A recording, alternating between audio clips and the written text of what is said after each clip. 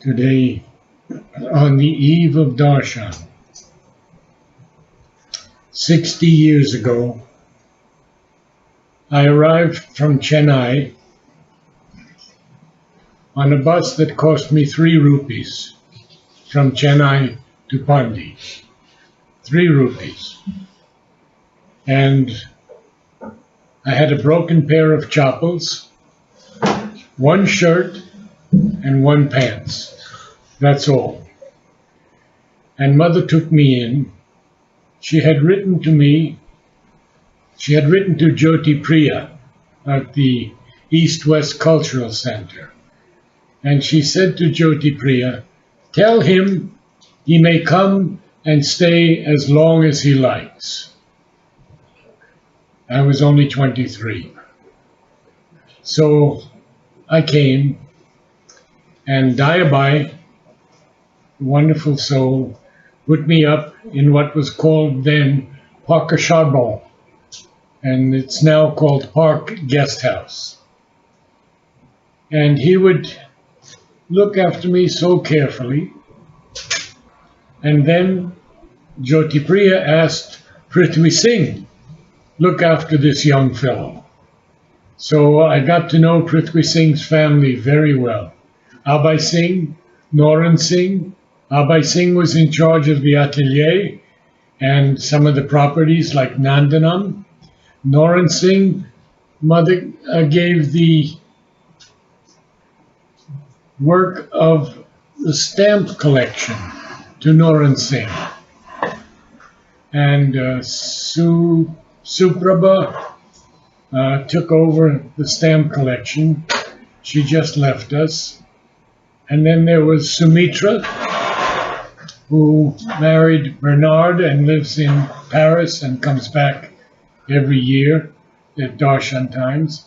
And the last daughter was Sujata, who was Satprem's companion. So I got to know this family very well. But as my vital was much too restless, I didn't stay very long in the ashram, only a few months, and then I had to go back. So I'm with you tonight to share with you whatever you might like.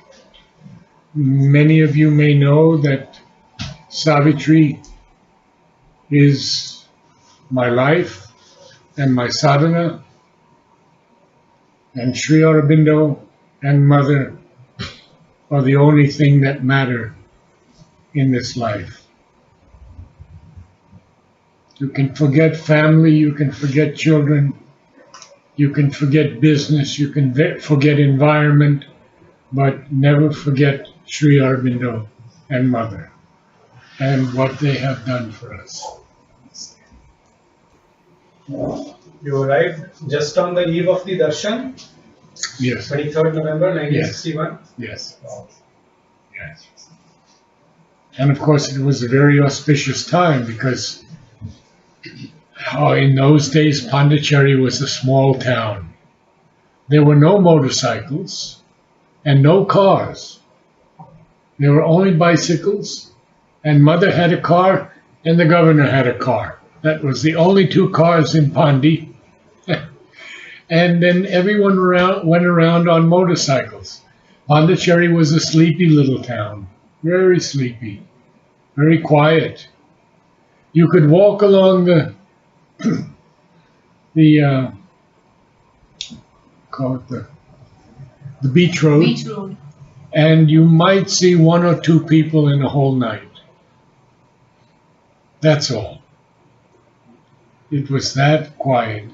And inside the ashram, there was a force that we can't even speak about. To say that I don't feel that force now would not be totally incorrect. It's a different force now. It is not what we felt in those days. There was such a vibrancy in the atmosphere as you approach the samadhi.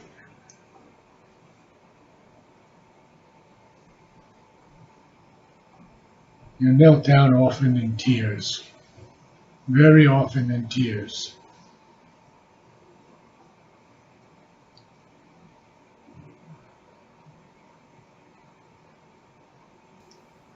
I haven't told you much about Mother in past meetings, but she was always willing to see me.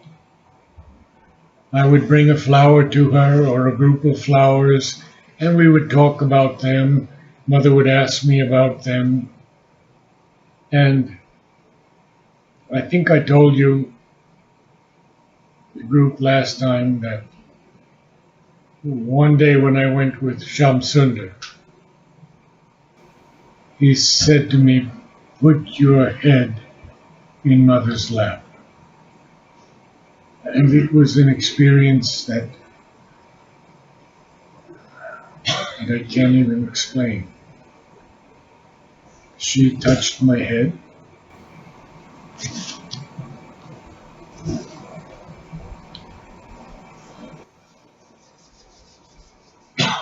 On my birthday in 1972, she gave me the name Narad. And I've told this story often, but I share it with many new people tonight. Uh, we knew that Mother was working on transforming the body because every quarter we would get the bulletin, and there would be a section in the bulletin called Notes on the Way. And we would read about what Mother was going through. So I did not want to disturb her, and I knelt down, put my head on her feet, and she gave me a huge bon fete. Mother is 94 at this point. I never felt that she was old. I never felt that she was ailing or in pain.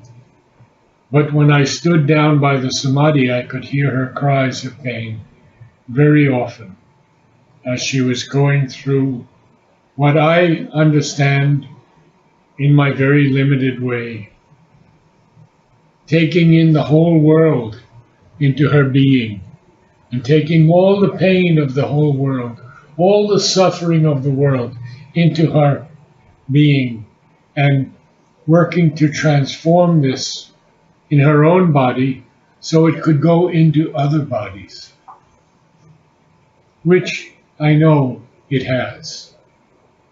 That I can tell you without question. So, after receiving her card in an envelope, I begin to stand up. And Mother says, "Look at your card." Wow. So then I have to kneel and open my card, and there is my old name and my new name. My old name was Richard, my new name, Narad. The boys in the ashram teased me a lot. They couldn't see how a white fellow would be named Narad, but it was Mother's will. Actually, Huta brought that to Mother. She asked Mother once, "Would you name him Narad?" And Mother said, "Ah,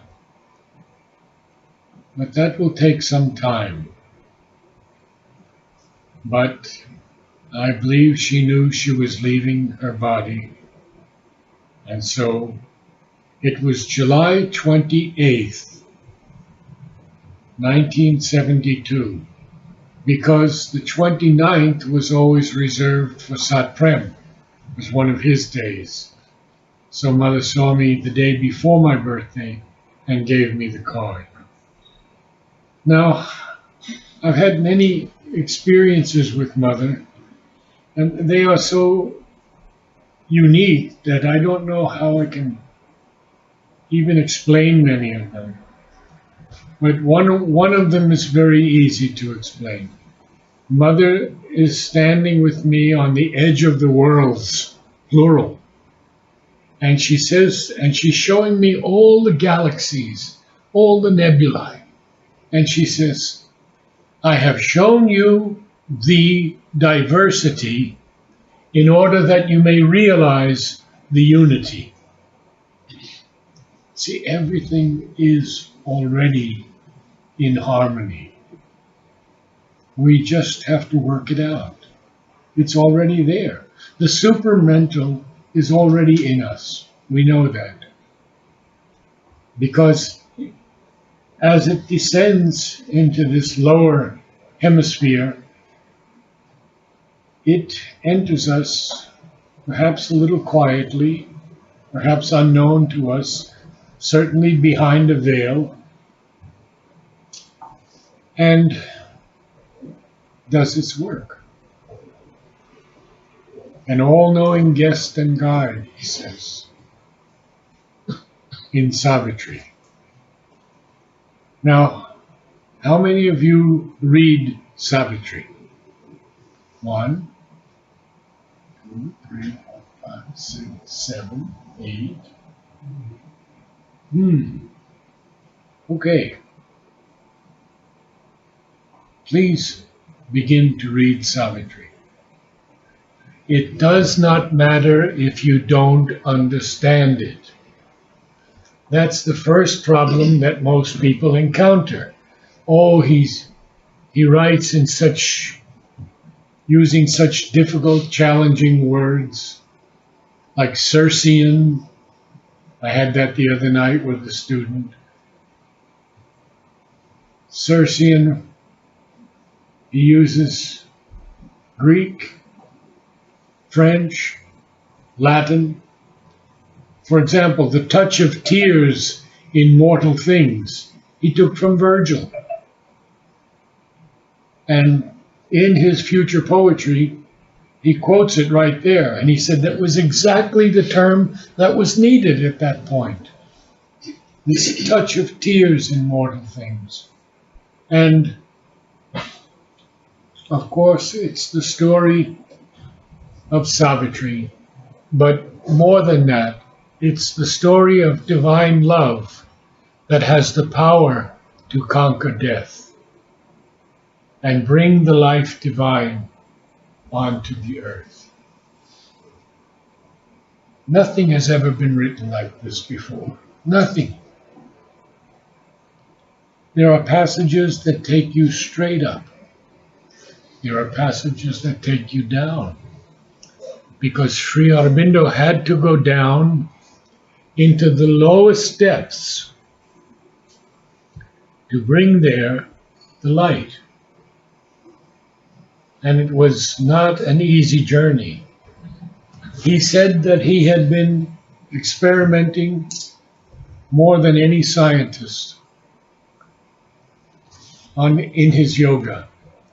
And those of you who, I guess, who have read, what is it, Anmol? His work on his experiences, record of yoga. Then you know how much he went through, how much he experimented. And then he says that he had suffered everything that we have suffered, and Mother 10 times more.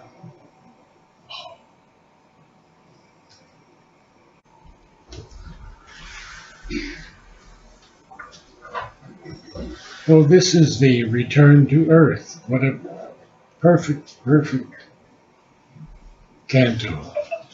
Canto 12. Canto 12 is the return to earth, and it's the epilogue. So,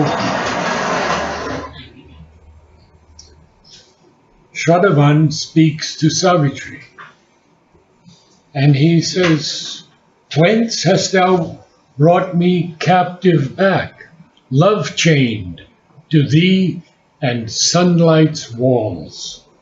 O golden beam and casket of all sweetness, Savitri, Godhead and woman, moonlight of my soul."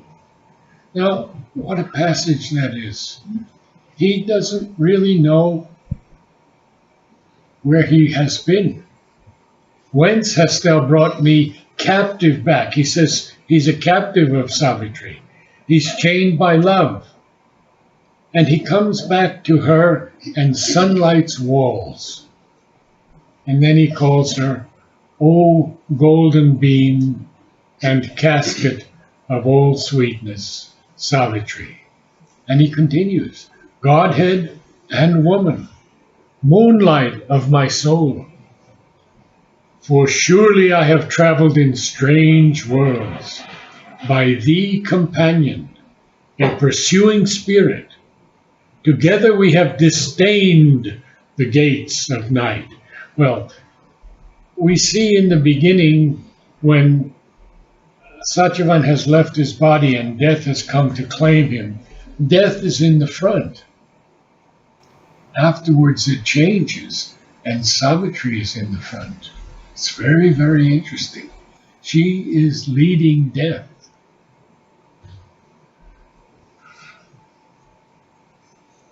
I have turned away from the celestial's joy, and heaven's insufficient without thee. He sees that this celestial joy, which is so great, is up there someplace, but it is not here on earth. He wants it, and of course he is Sri Aurobindo speaking here. He wants it to be on earth. And what does he say? He says, where now has passed that formidable shape? That formidable shape is death, which rose against us. And then he even calls death the spirit of the void, claiming the world for death and nothingness, denying God and soul. But in the end, we see that death is not actually that. Death becomes a helper. Death, although he is eaten by light in one passage, Savitri speaks to him very kindly at the end. She speaks to him so gently. She knows that he has a purpose in this life, and that purpose is to accelerate our evolutionary movement upward. Because when we can no longer progress at the speed that we must progress, death comes. Now, that's something very important for all of us to be aware, that we have to progress as much as possible. We have so many problems. We face illnesses. We face the illnesses of loved ones. We often face anger in others, or discontent, anger in ourselves, violence in ourselves, which is truly not in ourselves, but it uses us because we make it available. And when we are angry and strike out at someone else, why do we do that? Because a force is using us, not because we will it. We are not of that nature. He continues, or was all a dream, or a vision seen in spiritual sleep, a symbol of the oppositions of time, or a mind-lit beacon of significance in some stress of darkness, lighting on the way, or guiding a swimmer through the straits of death, or finding with the succor of its way, of its ray, in a gully mid the crowded streets of chance, the soul that into the world adventure came. This is so important, this line. the soul that into the world adventure came. Sri Aurobindo, in the first canto of the first book, calls it the adventure of consciousness and joy. And that was the title that Satprem took for his book, The Adventure of Consciousness. And so many of us in the Western world, I believe, grew up on that book. It touched us so deeply. There are other books, of course, that are there, the prayers and meditations. If one truly listens to the prayers and meditations, oh, there is nothing like them. Mother Prithvi Singh said, was not speaking of herself when she wrote the prayers and meditations. She was speaking of us. That's the way we should read the prayers and meditations. So I'll go through a few more things. When Savitri speaks to him, but she replied, our parting was the dream. We are together. We live, O Satyavan. Such simple words.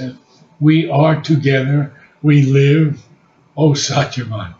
After all that she has been through, all the worlds that she had to go through, all the trials and tribulations to find her own soul, she says so simply, we are together.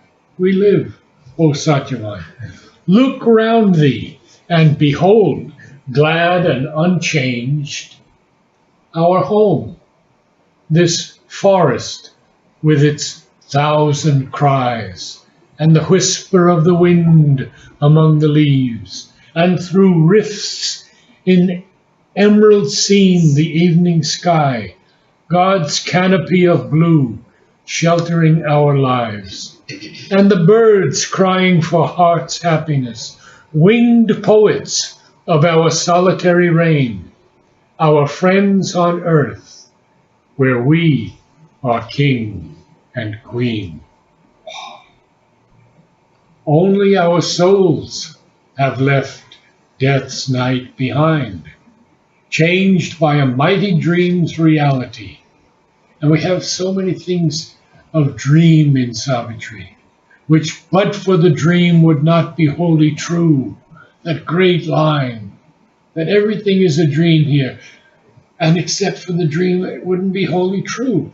And then she says to him, illumined by the light of symbol worlds and the stupendous sum itself of things, and stood at Godhead's gates, limitless, free. She doesn't say the divine gates. She doesn't say the celestial gates. She doesn't say the supernal gates, the supramental gates. She says Godhead's gates. It's quite different here. Now, then, filled with the glory of their happiness, they rose, and with safe, clinging fingers locked, hung on each other in a silent look.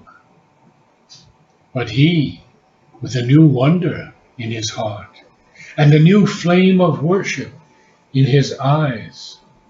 Now, this is a very interesting passage because he speaks to Savitri now, and he asks her, what high change is in thee, O Savitri? Bright ever thou wast, a goddess still and pure, yet dearer to me by thy sweet human parts, earth gave thee, making thee yet more divine. My adoration mastered, my desire bent down to make it subject, my daring clasped, claiming my body and soul, my life's estate, rapture's possession, love's sweet property, a statue of silence in my templed spirit, a yearning Godhead, and a golden bride. And then these lines, which I repeat so often.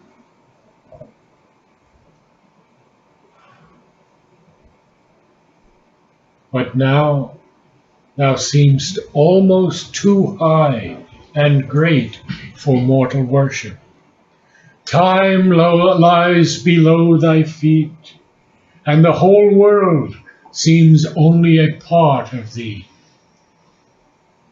Thy presence, the hushed heaven I inhabit, and thou look'st on me in the gaze of the stars, yet art the earthly keeper of my soul, my life a whisper of thy dreaming thoughts, my morns a gleaming of thy spirit's wings, and day and night are of thy beauty part.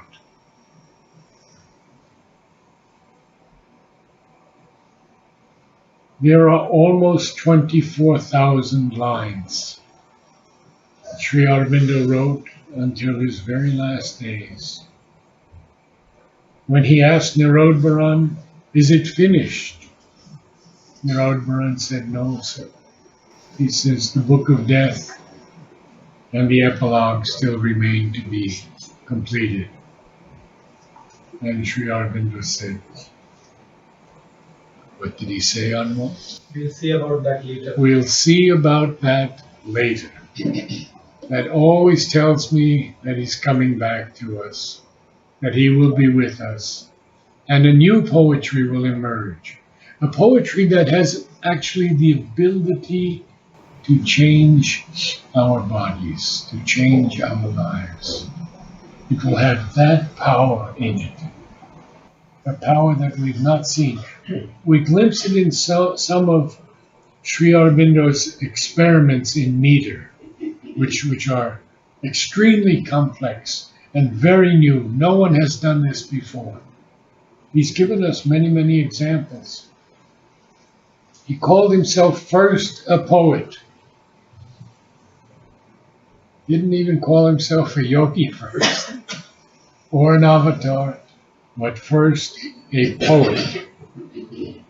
Now, if you have some questions, because you're very new to us here, many of you have come for the darshan, and I'll be happy to answer any questions. Original Savitri Vachuraj. Original Savitri Vachuraj कि translated? नहीं, original. Huh? Should we read the original Savitri or the translated version? Because they are Gujarati, so તમે ગુજરાતીમાં વાંચો? હું ગુજરાતીમાં વાત કરું, મને ઇંગ્લિશ નથી હા, આવડતું. કાંઈ વાંધો નહીં. So It's a good question, a very good question. I would say begin with the Gujarati, because that may not be perfect, but it will be an entrance for you into Savitri. It will give you the basic concept of the poem, but as soon as possible, go to the original. As soon as possible. how to open to the mother. Okay. How to open to the mother. Keep her photo always where you can see it. Secondly, take her name as often as you can. He's saying that wouldn't that lead to attachment to the form? But he wants to open, he's talking about opening to the Divine Mother in her divine form. But that is not attachment to the form. Exactly. She's no longer with us And also, in the physical body. I would say attachment to the mother is good. And it's a perfect Perfect attachment. attachment. They're asking who suggested you to come to Pondicherry? When you came at the age of 23. 23, who gave, from where did that inspiration It's a very interesting question, yeah, because I was studying Raja Yoga in my late teens with a Pandit Bekpati Sinha, and he was a brilliant man. I mean, he was a real guru, and he didn't have many disciples at all. We were a group of about 10 or 12 people who would meet every week in his apartment in New York City. He was married to a Swedish girl, had two lovely little girls, and one night I heard this Jewish man say something about Sri Aurobindo. It was the first time I heard his name. And he said, "Oh, yes, I know that fellow. He's the one who writes 10 words when he could have written one." That's all I heard. So, anyway, he promised me a trip to Shantiniketan to study Indian music. And all I would have to do is pay my passage there and back. Everything else would be taken care of. Boarding, food, education, everything. Next day I met Jyoti Priya. You can explain that. Her name was given by Sri Aurobindo. Yes. How did you happen to meet her? I wound up and I saw this place called East West Cultural Center. And I went in. And then That what? time it is 22. And she said, you are destined to see Mother. You must go and see Mother. Right. And she took a sample of my handwriting and my photo. So you can. India Mother. And she wrote to Mother, Hmm. and immediately Mother sent that telegram back. Right. So, any other question? He has a question that Mother says become conscious. What does that mean? We are all somewhat conscious. We know when we've spoken badly to someone. We know when we haven't done something that we had to do. What we are not conscious of is our soul. So his main question is how to become conscious of the soul. That he No, it's a very fair Soul question. care. It's a very It's a important very- question. Sarah's question. How to become conscious of the soul. The first thing you have to see is, what have I learned from my environment, my family, my work or profession? And take all of that away and then say, well, what am I now? What am I there? Why are these desires coming? Why are these mental things flowing through me minute by minute?